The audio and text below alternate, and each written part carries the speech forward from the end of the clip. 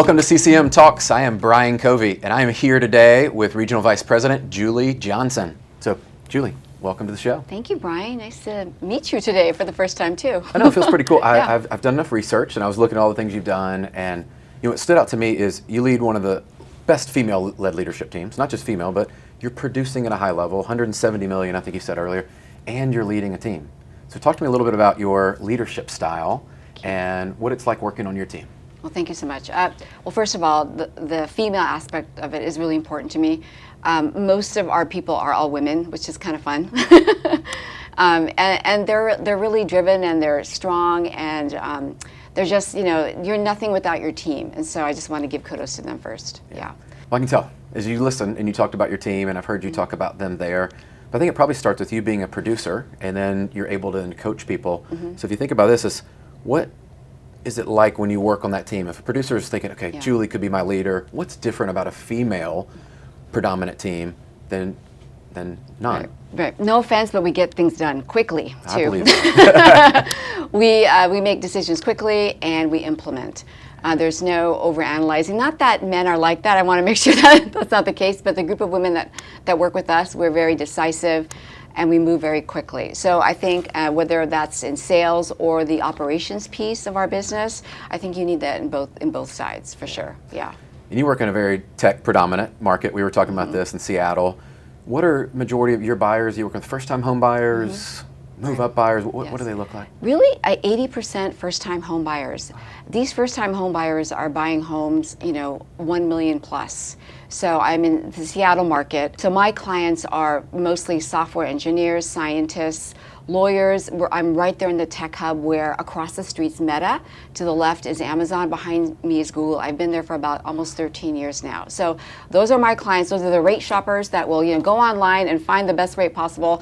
And we don't succumb to that necessarily, but we do things in our process where we're really adding value. So that client just, I don't want to be a commodity to anybody. Right. I want to be of value. That's really, really important. So educating those first-time home buyers those are my first-time home buyers. That's what they need. Yeah, I love that. And when you said first-time home buyer and the price point that's there, I'm sure people listening going, okay, I'd love to have those. But then you also shared they're also savvy and they're shopping you, and so you get a little bit of both. Yes. So my mentor told me a long time ago that batting 300 is amazing. So what does that mean? That means if you have 10 leads and you're closing 3 of those, you are killing it. Yeah. So just like baseball, batting 300 is amazing. Yeah. So I know that perspective, and I'm not going to get down on myself if I can't, if I'm not for everybody, and that's okay. We pride ourselves in being, a really small boutique type team where we're really trying to add value, educate people. We do things in our process that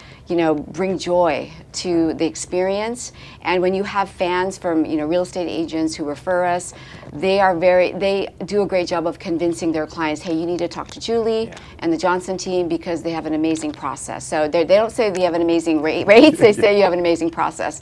So I really believe that you can build that even in a town where I live. I love that. And for people listening, I think they're going to see that wherever they are, they can start to build it.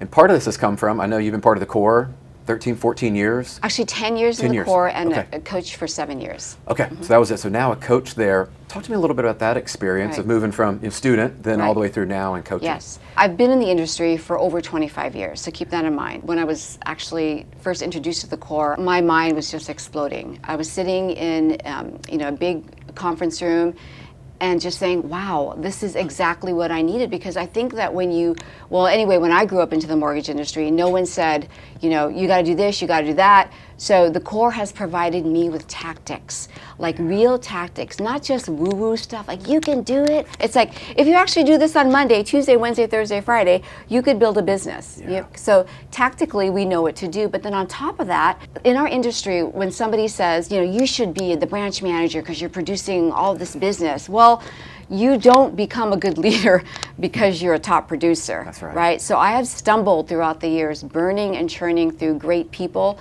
learning how to do that. And what the core has taught me is that, that's part of the process, and it's okay, and don't give up, and just learn from every person that leaves you, learn from every person that advances with you, And that's really what the course taught me. It's really taught me how to build a business and structure and kind of like be the CEO of my own business. I love that. We could jam on that for a while, Yeah. but I do want to know, people that are listening that are producing leaders, what's that lesson you wish you had known sooner Right. in that journey of doing both roles? Because I think you're Right. talking to something that a lot of people struggle with. I struggled Yes, in yes. that transition. Yes, the best line is that you've never made it. It's not, you're just, when you think you've made it, you're in trouble. Yeah. You know, so it's always about getting better.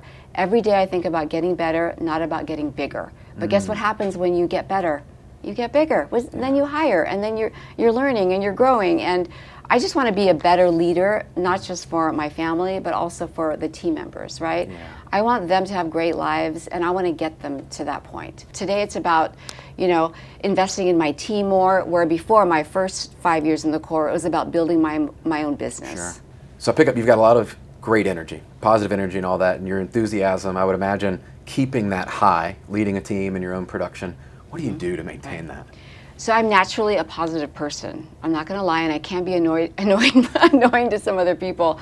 However, I have bad days. I have bad days that I wake up and I'm like, oh, do I want to go into the office today? Yeah.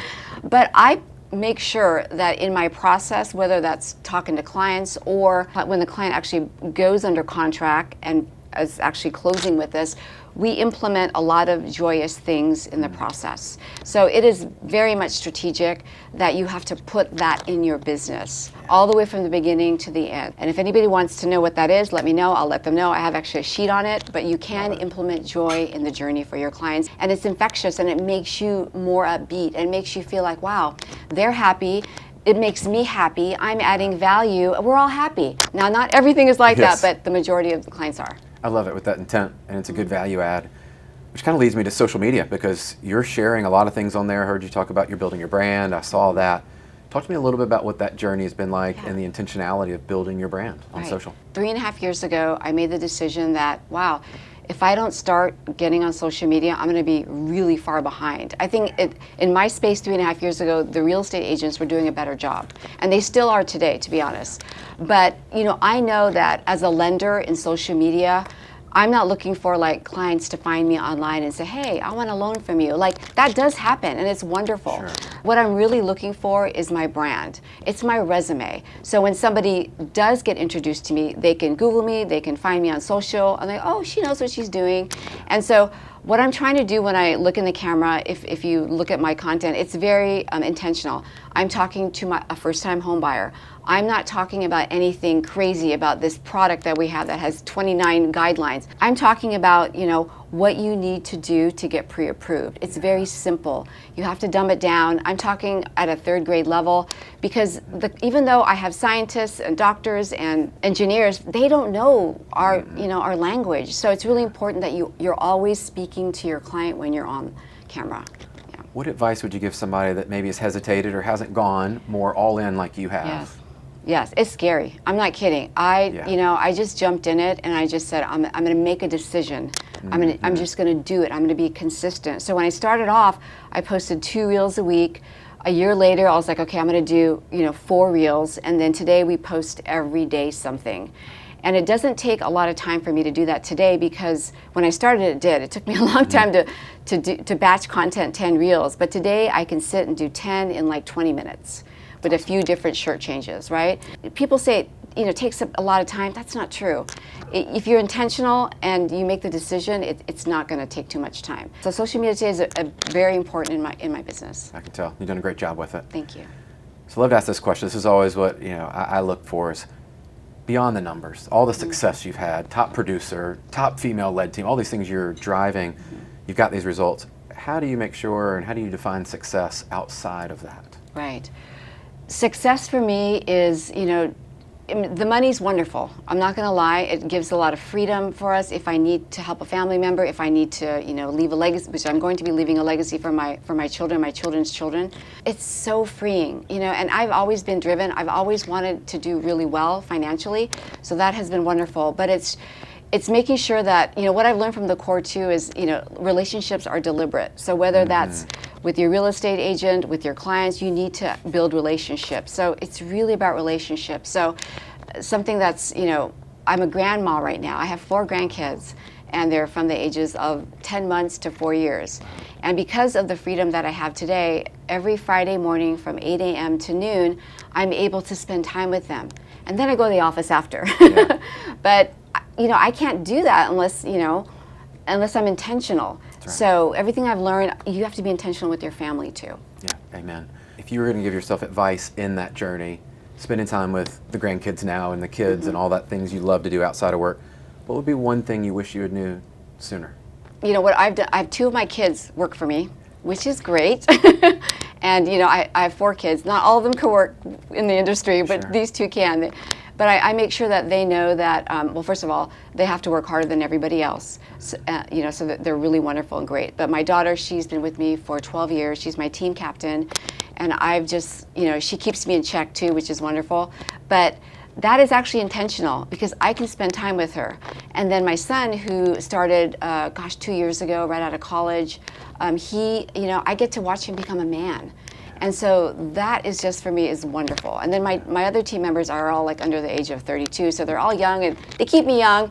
And it's really just all about relationships. Just make sure you build those relationships. It has to be intentional to make your life fulfilled. Yeah, I love it. Well, Julie, this has been amazing. I could have talked to you forever. Oh, thank you, Brian. I know people are going to love to hear this, your journey and what you're doing and inspiring that next generation, and also leaders that they want to actually have some meaning and purpose, and then building their brand and all these things that you're doing. I'm still learning, trust me. Aren't we all? Aren't we all? Yeah. Well, guys, this has been another episode of CCM Talks. If you're interested in learning more about cross-country mortgage, make sure you reach out to us and find out what working for Julie would look like or anywhere else in the country with one of our teams.